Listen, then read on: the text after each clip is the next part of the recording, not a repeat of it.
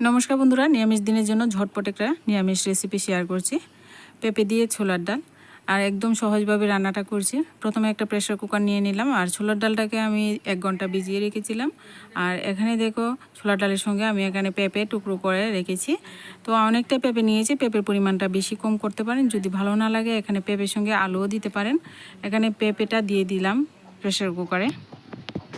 একদম রান্নাটা খুব সহজ করে রান্নাটা আপনাদের সঙ্গে শেয়ার করছি। আশা করছি ভালো লাগবে। তো সম্পূর্ণ পেঁপে আমি এখানে দিয়ে দিলাম। এখানে দেখো এর মধ্যে কিন্তু আমি পরিমাণ মতো জল দিয়ে দেব। জলের পরিমাণটা প্রথমে কিন্তু অল্প দিলেই হবে। তারপরে এখানে পরিমাণ মতো হলুদ গুঁড়ো, পরিমাণ মতো লবণ দিয়ে প্রেসার কুকার ঢাকনাটা লাগিয়ে সিটি দিয়ে নেব। আর সিটিটা আপনাদের সঙ্গে আর শেয়ার করছি না, 3টা সিটি দিয়ে নেবেন। এবার আমি চুলায় একটা কড়াই বসিয়ে দিলাম। আমার এদিকে সিটি হয়ে গেছে, কুকারটাও ঠান্ডা হয়ে গেছে। আমি কড়াই বসিয়ে দিয়েছি। কড়াইতে পরিমাণ মতো সর্ষে তেল দিয়ে ফোড়ন দিচ্ছি। 2টো শুকনো লঙ্কা, তেজপাতা থাকলে অবশ্যই দেবেন বন্ধুরা। এখানে আমি দিয়ে দিচ্ছি দারচিনি, এলাচ,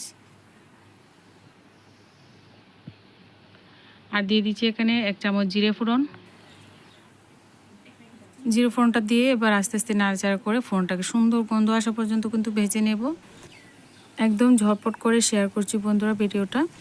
তো আমি সোমবারে নিরামিষ খাই, তার জন্য সোমবারে নিরামিষ রেসিপিটা আপনাদের সঙ্গে শেয়ার করলাম। যাদের বাড়িতে সোমবারে নিরামিষ হয় ঝটপট রান্নাটা করতে পারেন। ভিডিওটা ভালো লাগলে লাইক অবশ্যই করবেন বন্ধুরা, আর চ্যানেলটিকে সাবস্ক্রাইব করে সাপোর্ট করবেন। এবার কিন্তু ফোনটা হয়ে গেছে। আমি এখানে গ্রেট করে রাখা আদা দিয়ে দিলাম। গ্রেট করেও দিতে পারেন, বাটাও দিতে পারেন, কোনো অসুবিধা নেই। এখানে কিছু মশলা দিয়ে দেবো, এর মধ্যে জিরে গুঁড়ো দিয়ে দেবো, আর পরিমাণ মতো একটু ঝাল লঙ্কা দেবো, ঝালটা আপনারা বুঝে দেবেন। আর দেবো কাঁচা লঙ্কা বাটা।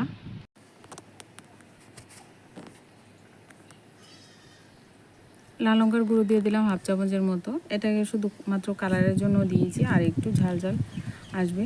তো কাঁচা লঙ্কা দিয়ে কিন্তু রান্নাটা করা যায়। কাঁচা লঙ্কা বাটা আধ বাটা করে দিলাম। এবার ভালো করে কিন্তু মশলাটাকে ভেজে নিচ্ছি। মশলাটা কাঁচা গন্ধ যাওয়া পর্যন্ত মশলাটাকে ভালো করে ভেজে নিয়ে এখানে কিন্তু হাতের কাছে যদি টমেটো থাকে অবশ্যই দিতে পারেন, টমেটো দিলেও ভালো লাগে। তো এবার কিন্তু ডালটা ঢেলে দিলাম।